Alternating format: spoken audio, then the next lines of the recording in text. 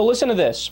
The U.S. government is suing S&P, the ratings agency, for fraud in the lead up to the financial crisis. So listen to the specifics. This is fascinating. So the rating agencies knew the risk of all the different types of investments that were out there. And the subprime mortgage investments had the highest marks possible. They were ranked super safe, super secure, even though they were absolutely toxic beyond imagination. So in theory, what the rating agencies are supposed to do, they're supposed to be experts, and they're supposed to objectively measure and value the risk of a given investment so people can make smart investments. And in reality, what they were doing is they were just rubber stamping absolutely anything and everything and saying, yeah, this is a good investment, this is a great investment here. So as a result of these toxic assets having good ratings, low-risk groups that specifically look for low-risk investments bought these toxic assets, and they were under the assumption that they were surefire investments because the rating agencies told them they were surefire investments. And this includes pension plans. So then the question became, how? How and why did this happen that the rating agencies were so ridiculously off base in their assessment of different investments? So S&P typically charged about $150,000 for rating a subprime mortgage-backed security and $750,000 for certain types of other securities.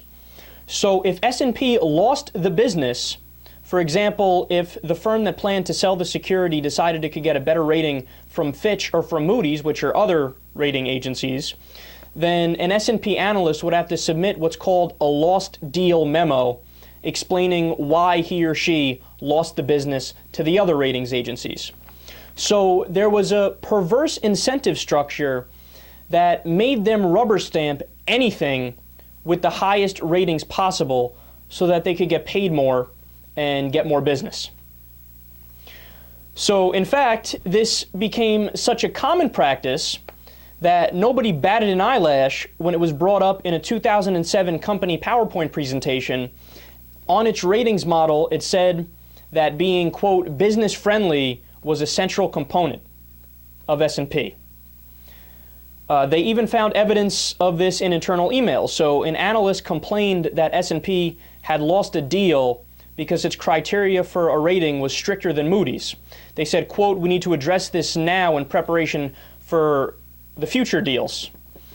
So by 2006, S&P was well aware that the subprime mortgage market was collapsing, and the government said even though S&P didn't issue a mass downgrade of subprime-backed mortgage securities until 2007, they knew way before then. And one document describing the performance of the subprime loans backing some investments, quote, was so bad that analysts initially thought the data contained typographical errors. Another analyst wrote in a 2007 email referring to ratings for mortgage-backed investments, quote, the fact is there was a lot of internal pressure in S&P to downgrade lots of deals earlier on before this thing started blowing up, but the leadership was concerned of pissing off too many clients and jumping the gun ahead of Fitch and Moody's. So I need you guys to understand just how ridiculous the incentive structure was in these rating agencies that helped lead tremendously to the financial collapse. So first things first, look at where all their funding comes from.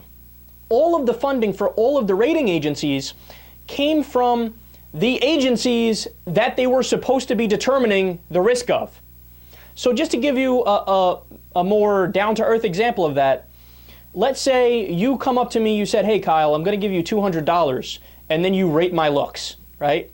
So you give me $200. What am I going to say about your looks after you gave me $200? Am I going to say, you're an ugly fuck, now go away?